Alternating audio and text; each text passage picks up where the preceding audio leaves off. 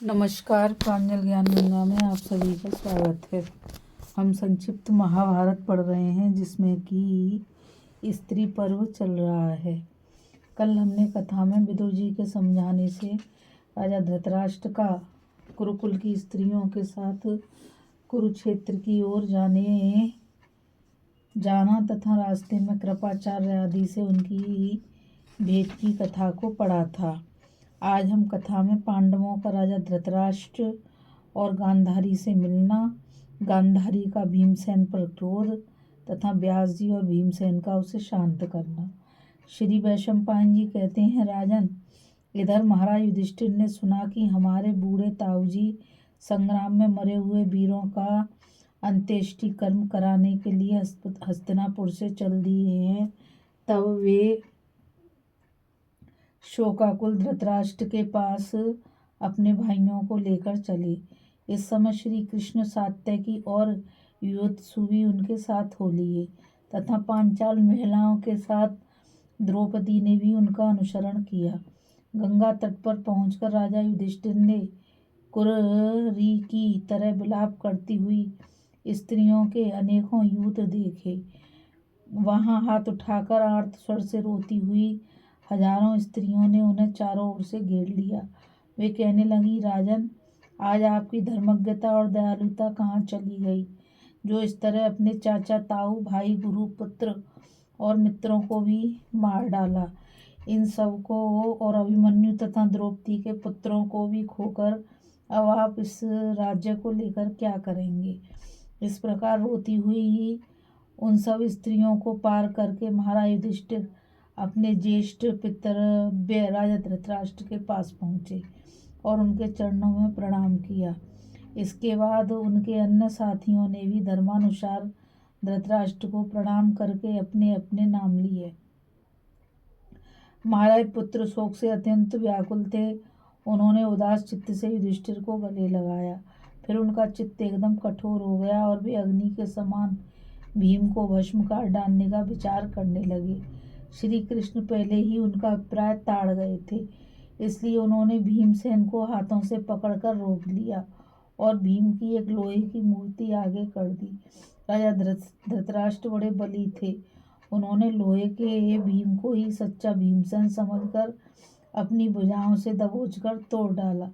धृतराष्ट्र में 10,000 हाथियों का बल था, इसलिए उन्होंने लोहे के भीम को तोड़ तो डाला, परंतु इससे उनकी छाती पर बहुत दबाव पड़ने से उनके मुंह से खून निकलने लगा और वे खून से लथपथ होकर पृथ्वी पर गिर गए। उस समय संजय ने उन्हें थामकर शांत किया। क्रोध शांत होते ही वे अत्यंत शोकाकुल हुए और हा भीम कहकर रोने लगे। जब श्री कृष्ण ने देखा कि अब इनका क्रोध उतर गया है और भीमसेन का वध कर डालने की आशंका से ये बहुत व्याकुल हो रहे हैं, तो उन्होंने कहा, राजन, आप शोक न करें। आपके हाथ से भीमसेन का वध नहीं हुआ है। यह तो उनकी लोहे की मूर्ति ही है, इसी को आपने कुचल डाला है। आपको क्रोध के वशीभूत देखकर मैंने भीमसेन को आपके पास जाने से रोक लिया था। जिस प्रकार काल के पास पहुंचकर कोई जीता नहीं बच सकता, उसी प्रकार आपकी भुजाओं के बीच में पड़कर किसी के प्राण नहीं बच सकते। यही सोचकर आपके पुत्र ने भीमसेन की जो लोहे की मूर्ति बनवा रखी थी, वही मैंने आपके आगे कर दी। पुत्र शोक की आग ने आपके मन को धर्म से विचलित कर दिया है, इसी से आपको भीमसेन का वध करने की इच्छा हुई है, किंतु आपके लिए यह उचित नहीं है कि आप भीम का वध करें। अतः हमने सर्वत्र शांति स्थापित करने के उद्देश्य से जो कुछ किया है उसका आप भी अनुमोदन करें। मन को व्यर्थ शोकाकुल न करें। राजन, आपने वेद और सभी शास्त्रों का अध्ययन किया है तथा पुराण और सब प्रकार के राजधर्म भी सुने हैं। ऐसे विद्वान और बुद्धिमान होकर भी आप अपने ही अपराध से होने वाले इस कुटुंब नाश को देखकर इतने कुपित क्यों होते हैं। मैंने तो आपसे पहले ही निवेदन किया था और भीष्म, द्रोण, विदुर एवं संजय ने भी बहुत कुछ समझाया था, किंतु उस समय तो आपने हमारी बात नहीं मानी। जो पुरुष इस हित की बात समझाने पर भी अपने हिताहितों को नहीं परख पाता, वह अन्याय का आश्रय लेने से आपत्तियों के आने पर शोक ही करता है।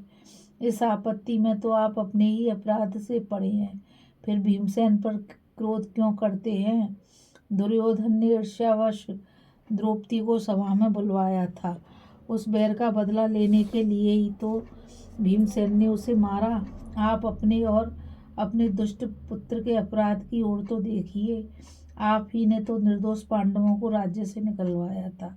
राजन, इस प्रकार श्री कृष्ण ने जब साफ साफ सब बातें कही तो राजा धृतराष्ट्र कहने लगे, महादेव, तुम जैसा कहते हो वह सब ठीक है। यह अच्छा ही हुआ कि तुम्हारे रोक लेने से भीमसेन मेरी भुजाओं के बीच में नहीं आया। अब मैं स्वस्थ हूँ, मेरा क्रोध शांत हो गया है और मैं पांडु के सूरवीर मध्यम पुत्र को देखना चाहता हूँ। मेरे सब पुत्र और प्रधान प्रधान राजा लोग तो मारे गए। अब तो मेरी शांति और प्रीति के आश्रय ये पांडु पुत्र ही हैं। ऐसा कहकर उन्होंने भीम, अर्जुन और नकुल सहदेव सभी को रोते रोते गले लगाया और तुम्हारा कल्याण हो ऐसा कहकर आशीर्वाद दिया। इसके बाद उनकी आज्ञा लेकर सब पांडव श्री कृष्ण के साथ गांधारी के पास आए। पांडवों के प्रति गांधारी के मन में पाप है, इस बात को महर्षि व्यास पहले ही ताड़ गए थे, इसलिए बड़ी तेजी से वहां पहुंचे।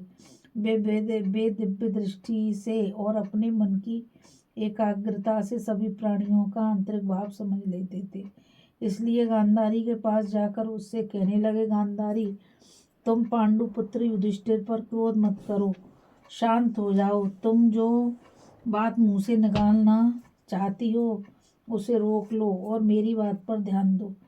गत 18 दिनों में तुम्हारा विजय विलासी पुत्र नित्य ही तुमसे यह प्रार्थना करता था कि मैं शत्रुओं के साथ संग्राम करने के लिए जा रहा हूँ। माता जी, मेरे कल्याण के लिए मुझे आशीर्वाद दीजिए। उसके इस प्रकार प्रार्थना करने पर तुम हर बार यही कहती थी कि जहाँ धर्म है वहीं विजय है। इस प्रकार पहले तुम्हारे मुंह से जो सच्ची बात निकली थी वह मुझे याद आती है। यों भी तुम सब प्राणियों का हित चाहने वाली हो। इस समय पांडवों ने विजय पाई है और इसमें संदेह नहीं कि युधिष्ठिर ही अधिक धर्मनिष्ठ भी हैं। तुम तो सदा से ही बड़ी क्षमावती हो, फिर इस समय तुमने क्षमा को क्यों छोड़ दिया है? धर्मज्ञ, तुम अधर्म को छोड़ दो, क्योंकि तुमने अपने धर्म पर दृष्टि रखकर ही ये शब्द कहे थे कि जहाँ धर्म है वहीं विजय है। अतः तुम अपने क्रोध को शांत करो। तुम सत्य भाषण करने वाली हो, तुम्हारा ऐसा आचरण नहीं होना चाहिए। गांधारी ने कहा, भगवान, पांडवों के प्रति मेरा कोई दुर्भाव नहीं है और न मैं इनका नाश ही चाहती हूँ, किंतु पुत्र शोक के कारण मेरा मन जबरदस्ती व्याकुल सा हो रहा है। इन कुंती पुत्रों की रक्षा करना जैसा कुंती का कर्तव्य वैसा ही मेरा भी है, और जैसा यह मेरा कर्तव्य वैसा ही महाराज का भी है। और कौरवों का संसार तो दुर्योधन, शकुनी, कर्ण और दुशासन के अपराध से ही हुआ है। इसमें अर्जुन, भीम, नकुल, सहदेव या युधिष्ठिर का कोई भी दोष नहीं है।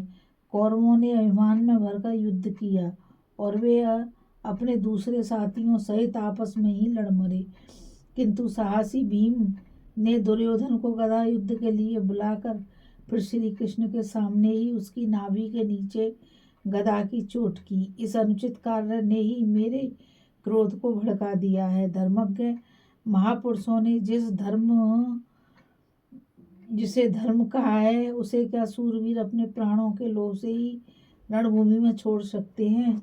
गांधारी की यह बात सुनकर भीमसेन ने बहुत डरते डरते उनसे विनयपूर्वक कहा, माताजी, यह धर्म हो अथवा अधर्म, मैंने तो डरकर अपनी रक्षा के लिए ही ऐसा किया था, सो अब आप क्षमा करें। आपके उस महाबली पुत्र को धर्म युद्ध में तो कोई भी नहीं मार सकता था, किंतु पहले उसने भी तो अधर्म से ही राजा युधिष्ठिर को जीता था और हमें बार बार तंग किया था। इस समय भी मुझे डर था कि कहीं दुर्योधन गदा युद्ध में मुझे मार न डाले, इसलिए मैंने यह काम कर डाला। देखो, आपके पुत्र ने तो हमारा बहुत ही अप्रिय किया था। उसने भरी सभा में द्रौपदी को अपनी बाईं जांघ दिखाई थी। हमें तो उसी समय उसे मार डालना चाहिए था, किंतु धर्मराज की आज्ञा से हम चुपचाप बैठे रहे। पीछे उसने बैर को बहुत ही बढ़ा दिया और वन में रहते समय सदा हमें दुखी देता था। इसी से मुझे से भी ऐसा काम हुआ है। गांधारी ने कहा, भैया तुम मेरे पुत्र की ऐसी प्रशंसा कर रहे हो, इसलिए यह तो उसका वध नहीं कहा जा सकता, परंतु तुमने तो संग्राम भूमि में दुशासन का खून पिया। उस काम को तो सभी सत्पुरुष निंदा कहेंगे। ऐसा काम आर्य पुरुष तो कभी नहीं करते। तुमने ये बड़ा ही क्रूर कर्म किया है, ऐसा करना उचित नहीं। भीमसेन बोले, माताजी आप चिंता ना करो, वह खून मेरे दांत और होठों से आगे नहीं गया। इस बात को कर्ण जानता था। मैं तो अपने हाथ ही में खून सान लिए थे। जब दूध क्रीड़ा के समय दुशासन ने द्रौपदी के केस पकड़े थे, उसी समय क्रोध में भरकर मैं ऐसी प्रतिज्ञा कर चुका था। यदि मैं उसे पूरा न करता तो अनंत वर्षों तक छात्र धर्म से पतित समझा जाता। इसी से मैंने यह काम किया था। गांधारी ने कहा, भीम अब हम बूढ़े हो गए हैं, हमारा राज्य भी तुमने छीन लिया। ऐसी स्थिति में हम दोनों अंधों के सहारे के लिए लकड़ी के समान तुमने एक भी पुत्र को जीवित नहीं छोड़ा। यदि तुम मेरे एक पुत्र को भी छोड़ देते तो तुम्हारे कारण मैं इतना दुख न पाती। यही समझ लेती कि तुमने अपने धर्म का पालन किया है। भीमसेन ने ऐसा कहकर अपने पुत्र पुत्रों के नाश से पीड़ित गांधारी क्रोध में भरकर बोली, राजा युधिष्ठिर कहाँ है? यह सुनते ही धर्मराज भय से कांपते हुए हाथ जोड़े उनके सामने आए और बड़ी मीठी वाणी में बोले, देवी आपके पुत्रों का संहार कराने वाला क्रूर कर्मा युधिष्ठिर सामने खड़ा हूँ। पृथ्वी भर के राजाओं का नाश कराने में मैं ही हेतु हूँ, इसलिए शाप के योग्य हूँ। आप मुझे शाप दीजिए। मैं अपने सुहृदों का शत्रु हूँ, अतः ऐसे बंधुओं का संहार कराकर अब मुझे जीवन, राज्य या धन किसी की भी इच्छा नहीं है। महाराज युधिष्ठिर गांधारी के पास खड़े हुए ये सब बातें कह रहे थे, किंतु उसके मुंह से कोई बात ना निकली। वह बार बार लंबी लंबी सांसें लेती रही। वे झुककर उसके चरणों में गिरना ही चाहते थे कि दिग्दर्शिनी गांधारी की दृष्टि पट्टी में से होकर उनके नखों पर पड़ी। इनसे उनके सुंदर नख उसी समय काले पड़ गए। यह देखते ही अर्जुन तो श्री कृष्ण के पीछे खिसक गए तथा और भाई भी इधर उधर छिपने लगे। उन्हें इस प्रकार कसमसाते देख गांधारी का क्रोध ठंडा पड़ गया और उसने माता के समान उन्हें धीरज दिया।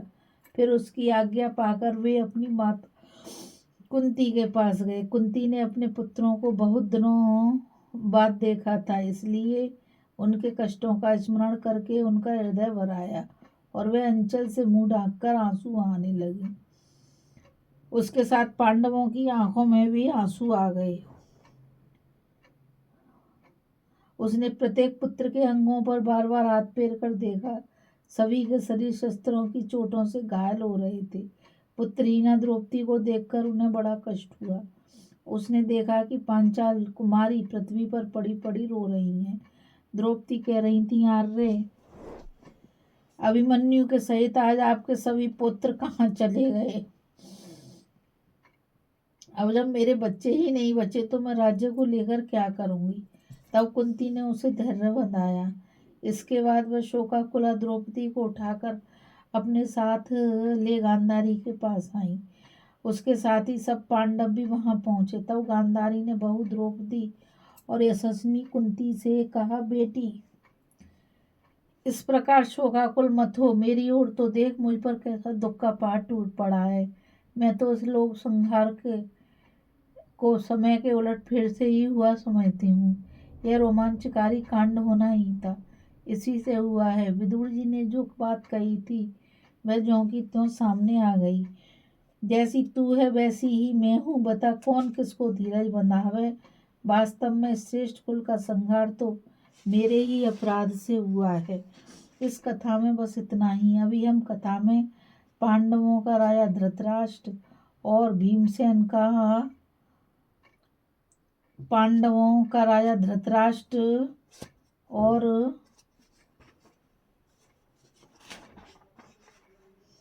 गांधारी से मिलना, गांधारी का भीमसेन पर क्रोध तथा व्यास जी और भीमसेन का उसे शांत करने की कथा को पढ़ रहे थे। अब आगे हम कथा में युद्ध भूमि में पहुंचकर स्त्रियों का विलाप करना और गांधारी का श्री कृष्ण से उनकी दशा का वर्णन करने की कथा को पढ़ेंगे। इस कथा में बस इतना ही। मुझ गीता रावत को आज्ञा दीजिए। कल फिर मिलेंगे एक नई कथा के साथ।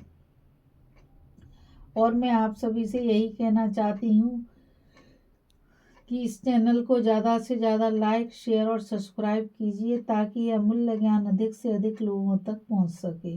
और कमेंट के द्वारा बताइए कि यह कथा आपको कैसी लगी। फिर मिलते हैं एक नई कथा के साथ। राधे राधे, जय श्री कृष्णा, नमस्कार।